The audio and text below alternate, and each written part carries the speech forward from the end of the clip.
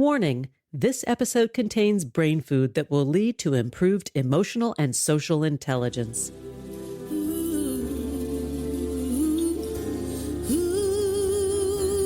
Thanks for tuning in to Harvesting Happiness today for a healthy serving of consciously prepared brain food.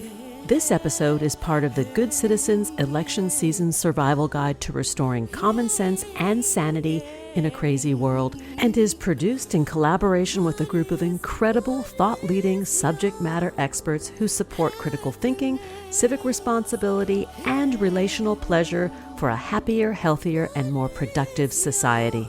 You can also discover more unique Harvesting Happiness bonus content at More Mental Fitness, available on Substack and Medium. Good morning, good afternoon, and good evening, wherever you are. Thanks for joining me on today's show, talking about fear, mind bugs, and witch hunts that undermine common sense. My guest is Dr. Steije Hofhuis, who is a cultural historian at Utrecht University in the Netherlands and a postdoctoral researcher at the Berlin Social Science Center, known as WZB. His work primarily focuses on European witch hunting, Darwinian theory, and migration history. His research offers a compelling perspective on one of history's most persistent and insidious cultural memes. Welcome, Dr. Hofhuis. Yeah, I can imagine. Many people find witch persecutions a very exciting topic. Oh, it's a very exciting topic, specifically as to how it relates to contemporary society and the polarization that has gone on, not just in the United States, but around the world. Oh, yes, definitely. Yeah, because the peak of witch hunting occurred in Europe in the 16th and 17th centuries. And this was also a period of very strong polarization between Catholics and Calvinists, Lutherans. So in some ways, it does look familiar. So when we talk about the definition of a witch going back to the 1600s, let's talk a little bit about who these people were. It could be highly diverse, but the people who were most often suspected of witchcraft were people who had reputations for maleficent magic within their local communities. So within little towns, within little villages, there were gossips about specific persons. So for instance, there were rumors that they had harmed livestock, that they had made children ill. And those rumors could be going on for a long time. But at some point, communities often became too angry with what they perceived as their local witches. And then they would go to the authorities. And if the authorities decided to start a witch trial, then things really got going. So there was no real fact involved. It was perception? It was mostly perception. Yeah. And vague indications. Like, for instance, that woman appeared at that place, and shortly thereafter, a cow fell ill. Or there was a hailstorm, and what was she doing at that moment in time? Or wasn't she talking to people while nobody was at her place? So perhaps she was talking to demons. It was really rumors like this that could start the whole thing going. So it wasn't even that these people were practicing some form of mysticism or spiritual practice that was not considered conventional. It was purely speculation. Not necessarily. Sometimes it may have happened that people also themselves believed that they had magical powers, so that also stimulated their reputation. And it's not unthinkable that some people also try to use magic in harmful ways. But in many cases, it was mostly speculation. Unbelievable. And it's interesting how those times are now present once again, right? The history repeats itself. The cycle repeats itself because somebody can just think or say something about another person or another group or a state of affairs, and they have then the power to infect a group or an organization through social media, even the mainstream media, right? Yeah, it can be very harmful, and it can be very difficult to defend yourself against such fake allegations. Yeah, so some of the mechanisms are quite universal. So in your studies and in your relating Darwinian cultural evolution to these witch trials. Talk a little bit about the interplay between society and culture and what Darwin had to say. Well, as a student, I became fascinated by the idea of cultural viruses, or mind bugs, it's sometimes also called. So the idea is that forms of culture can evolve in a Darwinian way, like a virus. So they constantly adapt to their environment, spread through people, but potentially they also spread in very harmful ways. So the people who transmit it suffer the consequences of the cultural phenomenon. And what I found very fascinating is that these cultural viruses are not necessarily shrewdly designed by people. It may be a cultural Darwinian process. So all sorts of cultural variants appear, most of them die out, and only the ones that are best adapted for survival within their particular environment are the ones that survive. So culture can adapt like a virus, and it may look as if it was intelligently designed. I mean, if you take the coronavirus, it seems very intelligently designed to spread, right, and to hijack us and to evade our immune systems. But it wasn't designed. It's just all sorts of variations, and some of them just make it to the next generation. Yeah, and I've looked at the witch hunting phenomenon, this historical phenomenon, from that angle. I looked at it as a cultural virus. And we're not just talking about the Netherlands, right? You can go to other parts of the world as time has passed. Going to the US and the Salem witch trials is another example, right? Yes, very much so. Yeah, and I've especially looked at witch persecutions in Germany, because Switzerland and Germany, Eastern France, that was really the worst region. Yeah, and especially from around 1550 to 1630, it grew enormously. So this is something that I've looked at in particular. So what happened that made witch hunting so much bigger and so much worse in this particular time period? Is it fear? Well, obviously, there's always fear at the root of these things, right? Because the other is not like me, therefore they're the enemy kind of thing, and we need to get rid of them. But also, if you look at what's going on with the availability, I don't know, I'm just throwing it out there, of food, right? Of supplies, of territory, of governance. I would think that all of these apply to this us versus them escalation. Oh, yes, very much so. Yeah, many historians assume that people were genuinely afraid of witchcraft. So the idea was that some people allied themselves with the devil, and the devil gave these people magical powers. And with these powers, they harmed people within their own communities. Mm-hmm. And this idea already existed in the 15th century. But from 1550 onwards, there was the Little Ice Age.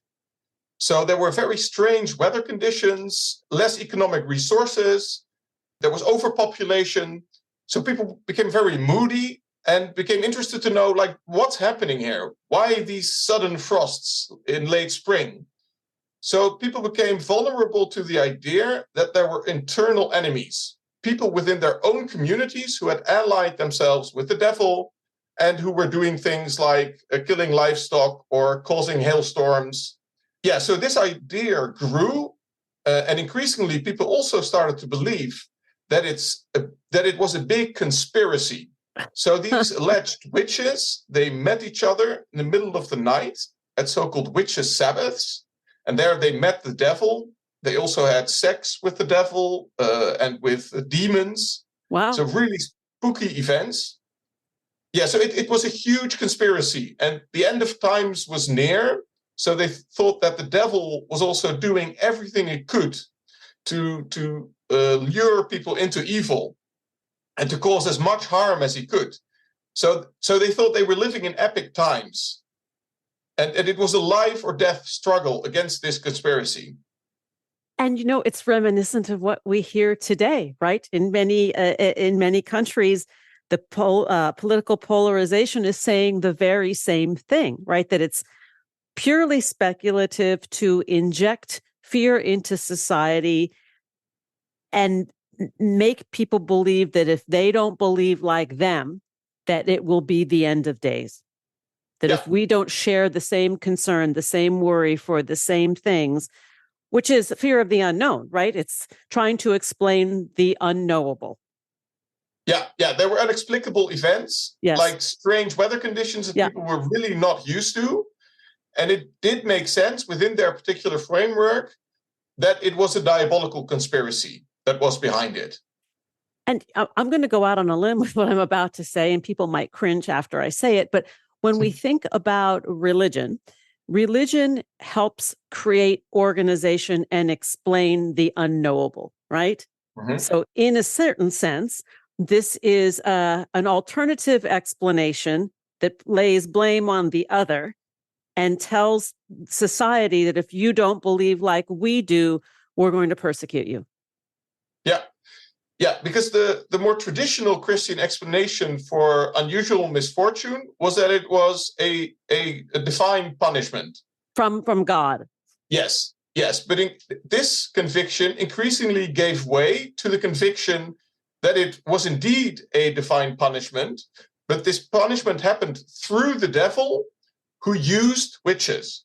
So you did have to persecute people within your own community, because if you wouldn't persecute the witches, they would keep doing what they were doing, namely causing a lot of harm. And also God would punish you, because God would look very critically. I mean, there were communities who destroyed the Bible, who were spitting on the cross. So this was extremely offensive. So God would also judge people how they would respond to this diabolical conspiracy within their own communities. So that made it very urgent. But at the same time, there were also many Christians who didn't buy it, who said that this was an illusion, and that witch hunting was a very, very bad thing that was shedding a lot of innocent blood. And who are these people? Are these the ones that were inoculated against the nonsense, right? They were critical thinkers. They examined evidence. And if there was no evidence to prove contrary, logic ruled. Yeah. So there were always people who criticized it at all levels of society. So that is also why at many places there were hardly or no witch persecutions. And they, as you say, they examined the evidence. So, for instance, what they criticized was that persecutors used torture to find out who the witches were. Because, I mean, nobody or hardly anyone would say that they were a witch voluntarily. So when there were a lot of suspicions within communities against specific persons, the interrogators, in some cases, decided to use torture to make people confess, and also to make them tell them who the other witches were. So a key question was, who have you seen at the witches' Sabbath? And through torture, of course, people often started to mention names. I mean, I would probably do the same thing. So then these people were also tortured. Sometimes they also mentioned names. So that's how this whole thing could get out of hand completely. And in extreme cases, hundreds of people were killed during witch hunts that created big chains of accusations. Yeah, and fortunately, at the time, there were already many people who said, like, this is nonsense. You get all sorts of false confessions. Of course. And we say that today, right? Even in terms of having torture as part of interrogation policy, it doesn't work. Yeah. Because by nature, we want the pain and suffering to stop. So we'll do whatever it takes to get it to stop. Yes, exactly. Exactly. We are going to need to take a break. And when we come back, we will get back to the fantastic conversation with Dr. Steije Hofhuis to learn more about his work. I'm going to give quite a unique website. You can go to the website www.uu.nl/staff/STHOFHUIS. On Twitter, you can find Steije Hofhuis at HOFHUIS So it's a unique pronunciation, Steije Hofhuis. And on LinkedIn, you can find him at the same. Steije Hofhuis, and that's Steijehofhuis. Here comes the pause. We'll be right back. Wait. Before we take that pause, I want to remind everyone of the importance of self-care, especially as we age. Regular exercise, restorative sleep, and eating well are essential. But what about our hair health? Thinning hair is a common experience as we age, but not many people talk about it. Let me tell you about Nutrafol, because thinning is not inevitable. Nutrafol is the #1 dermatologist-recommended hair growth supplement, trusted by over 1 million people. See thicker, stronger, faster-growing hair with less shedding in 3 to 6 months with Nutrafol. Just like our skin, the condition of our hair reflects our overall health. Both external and internal factors can impact the way our hair looks, feels, and grows. Physician-formulated and drug-free, Nutrafol supports healthy hair growth from within to target the key root causes of thinning, including stress, hormones, environment, nutrition, lifestyle, and metabolism, all through whole body health. In clinical studies, 86% of women saw improved growth after taking Nutrafol supplements twice daily for 6 months, and 72% of men saw more scalp coverage after 6 months. Nutrafol is my go-to source to help keep my strands strong from the inside out.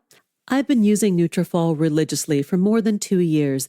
Shedding has been significantly reduced. My hair is now thicker and healthier because of Nutrafol. Plus, some remarkable bonus side benefits include better sleep, improved stress response, and a significant reduction of those pesky menopause symptoms, including hot flashes. No matter your lifestyle or stage of life, Nutrafol is a great solution that targets the root causes of thinning and supports hair growth from within. Nourishing your hair with a growth routine is simple. Get Nutrafol sent right to your door with easy online purchasing.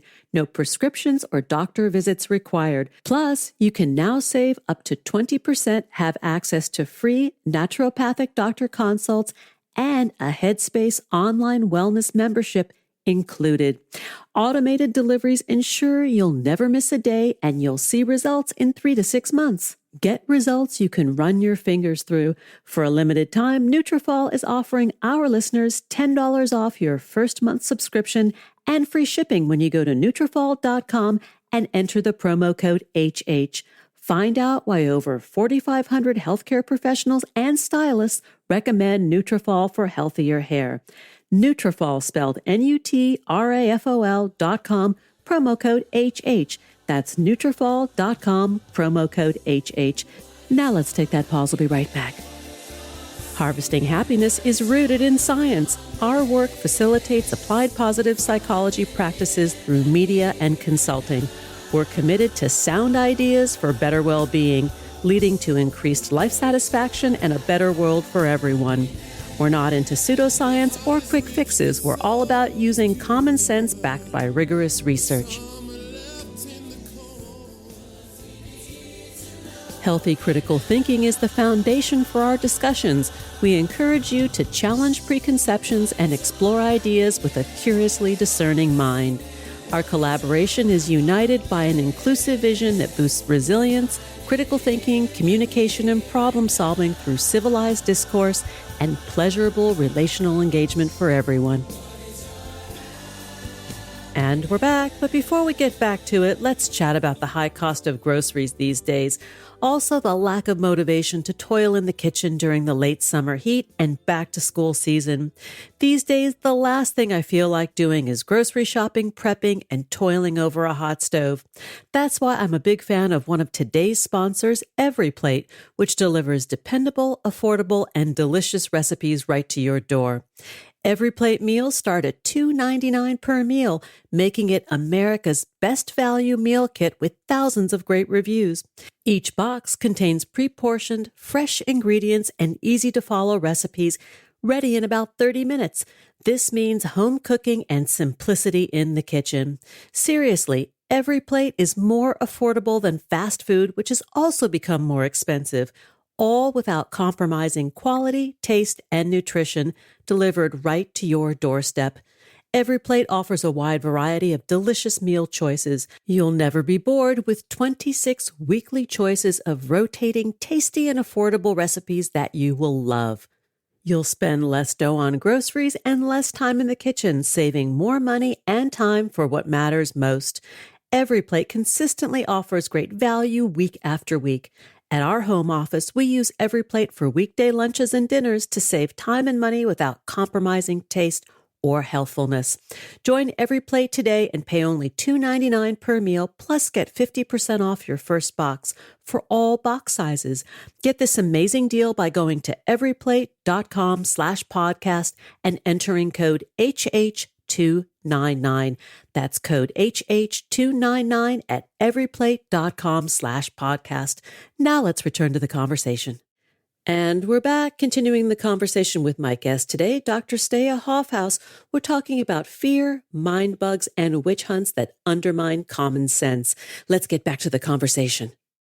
Most importantly, I think what your work ties into the present reality is how history repeats itself, how we as humans, while we've evolved, there are parts of us that have not changed that much in hundreds of years. No, and some of the mechanisms behind witch hunting are quite universal, and you see similar things happen today. It's a nefarious marketing campaign. Well, that's one of the things I've been looking at, because many past historians thought that witch hunting was like a shrewd design by people involved. So, for instance, Catholic inquisitors or upcoming elites allegedly used the witch hunts for particular purposes, like oppressing women, getting more power, destroying traditional peasant culture.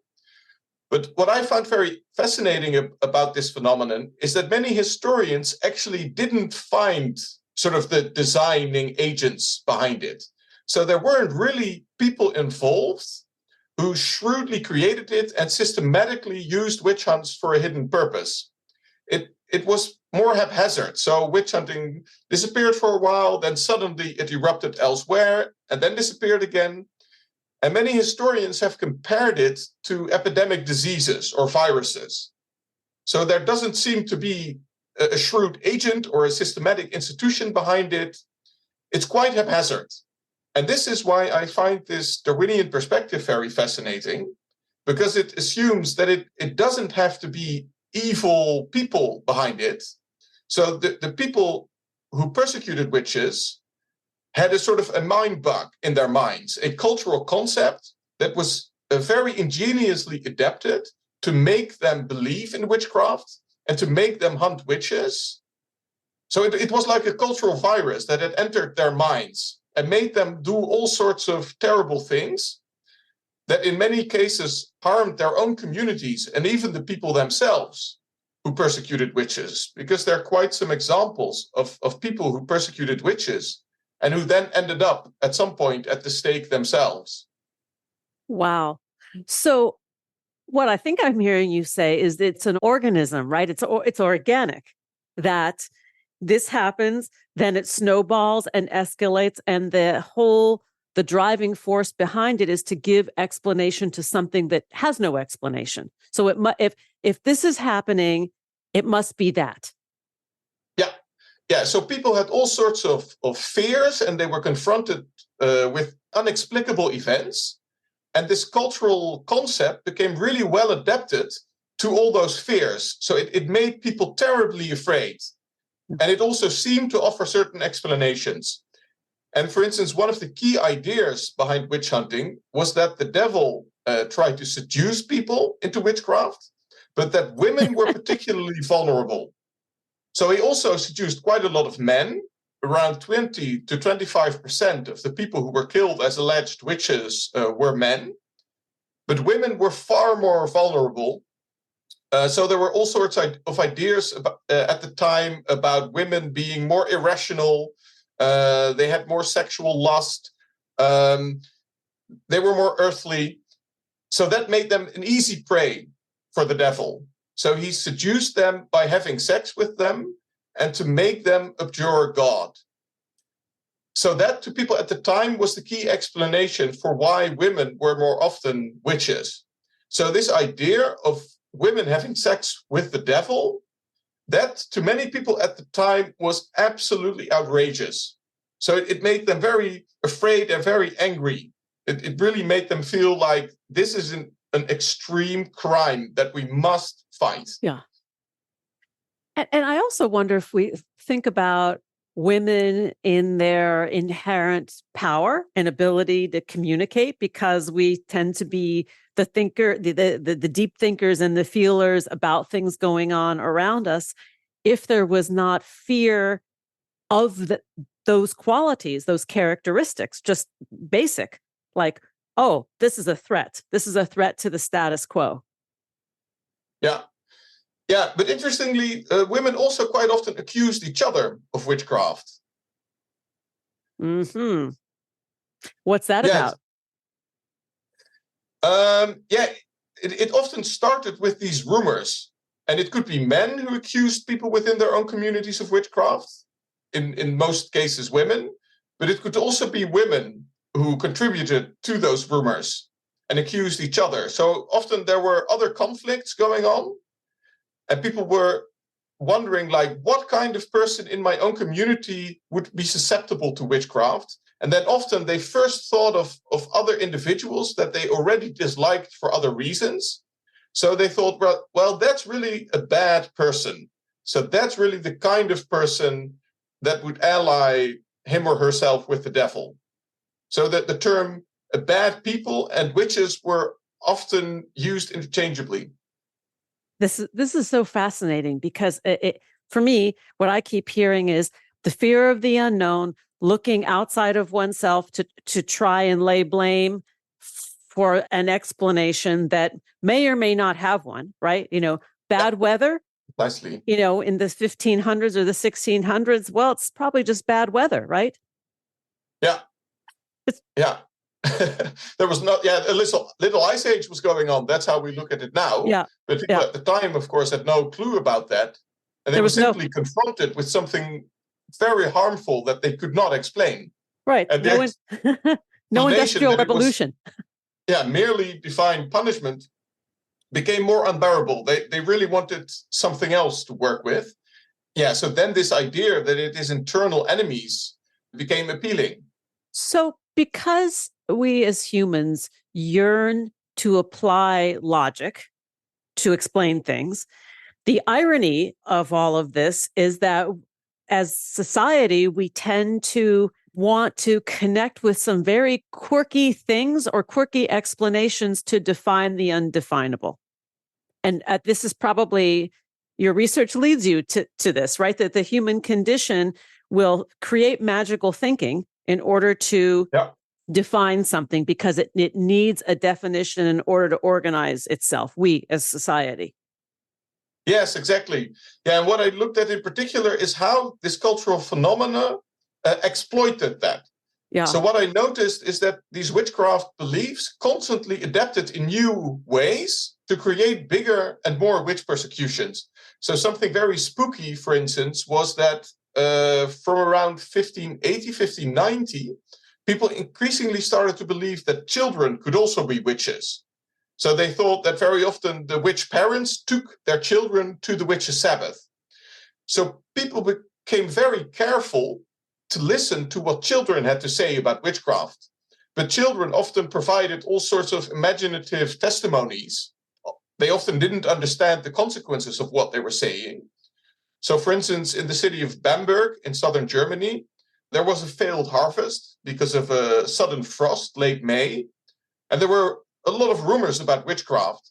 And then a little boy, Hans Moorhaupt, talked to people about this and said that he flew with his mother and the maid out of a window from their place to a witch's Sabbath in a nearby forest. Yeah, and these confessions, which of course were based on fantasies from a small boy, eventually led to the killing of hundreds of people, including this boy himself and much of his family. Wow. So the ideas about witchcraft adapted in new ways that stimulated more witch persecutions, because in the late phase, many persecutions started with children making all sorts of accusations. It's interesting. If you look at contemporary society in politics and you hear from all different sides, this is a witch hunt, that is a witch hunt, right? It is the same thing, pointing the finger at the other to explain some situation in a persecutory fashion. Yes, exactly. Yeah. Yeah, and usually connecting it to some sort of huge evil. Yeah, the dark forces. Yeah. Yeah. The deep Yeah, state. and of course you see differences. So at the time, the idea of the devil allying himself with women was utterly outrageous. And now, for instance, in conspiracy theories, you see that certain politicians of the other side are pedophiles. So that's really adapted to some of the ultimate fears of today's society, or something that today makes us extremely angry. Whereas at the time, it was different concepts, but some of the mechanisms are quite similar. So these cultural concepts adapt to what people in a specific society find most outrageous. And then it becomes, I'm going to do the air quotes, right? The fittest explanation for a society at that time, right? To use yes, exactly. This Darwinian, theory. Because at the time, pedophilia was not a big issue, so it didn't adapt into that direction. Yeah. But today it is. So conspiracy theories today very much make that a major issue. This is a lot. It's a lot to swallow, and we're nearly out of time. And I want to touch upon the antidote, the how we inoculate ourselves against this nonsense as good thinkers. We are going to continue our conversation in the special content over on Substack. But for this episode, let's talk a little bit about how we can inoculate ourselves. What is the antidote? How do we manage in society so we don't create our own witch hunt in our own communities? I think one of the most important things is to be very careful about standards of proof. So what is really proof something? Because in the age of the witch hunts, there were all sorts of regulations, for instance, against torture, because people already understood that torture is to some extent an unreliable instrument. But the proponents of witch hunting said, this is a crimen acceptum, a crime that is so very terrible that the normal standards of proof, yet we can just get rid of them. Because this is holy, we can have faith that God will not let innocent people die, so we can just move onward. And if people criticized witch hunting, they immediately saw that as an indication for witchcraft. So people who criticized witch hunting were often then burned as witches themselves. So this is something that we should always be very careful about. So always give room to counter voices and people who really question your evidence. You shouldn't say, what we're doing is too holy, you can't criticize it. Yeah, I think that's one of the best ways of protecting ourselves against such mind viruses.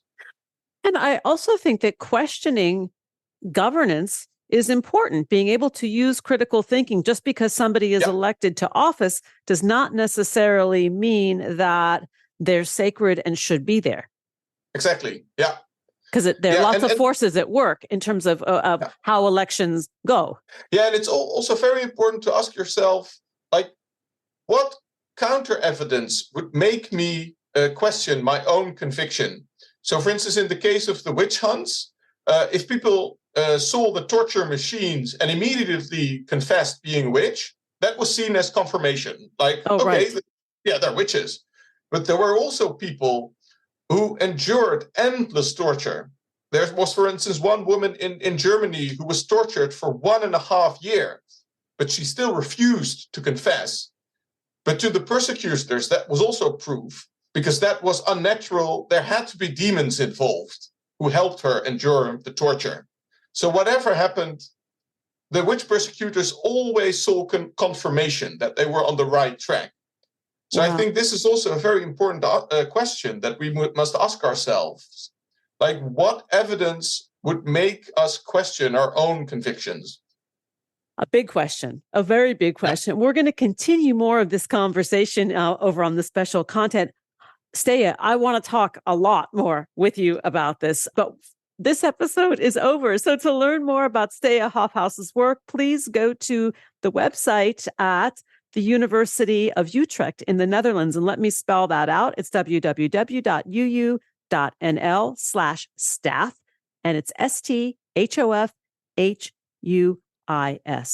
Dr. Steije Hofhuis is spelled in a unique way. You can find him on Twitter at Hofhuis Steije, and that's HOFHUIS STEIJE, and on LinkedIn, the same spelling, but in reverse, Steije Hofhuis. Thank you so much for opening our eyes to history, to politics, to mind bugs, to ways that we can question everything around us in a positive way and look for proof in a constructive way. Jump on over to Substack to learn more. Thanks for joining us today on Harvesting Happiness and this special edition of the Good Citizens Election Season Survival Guide, helping to restore common sense and sanity in a crazy world. This is Lisa Cypers Kamen on behalf of my guest, Dr. Steije Hofhuis, wishing you kind thoughts, kinder words, and the kindest of actions. Until next time, remember, happiness is an inside job. Happiness is your inside job. Please go out and rock your day. Remember to be kind to one another and to register and vote. This conversation continues as a bonus episode over at More Mental Fitness by Harvesting Happiness on Substack and Medium. Keep harvesting your happiness anytime and anywhere from the comfort of wherever you are. Subscribe, listen, and share hundreds of downloadable Harvesting Happiness episodes from wherever you get your podcasts. Connect with and follow us on most social media channels. To learn more about lifestyle management and mental fitness services, please visit harvestinghappiness.com. Harvesting Happiness and More Mental Fitness are produced by Lisa Cypers Kamen, Andrea Mengeli, Robin Boyd, Andrea Daly, and our fantastic team at Podfly Productions, including Eric Begay, Kimberly Beck, and Alec Guess, in collaboration with TogiNet Radio, KBUU Radio Malibu, and is available on PRX, the Public Radio Exchange.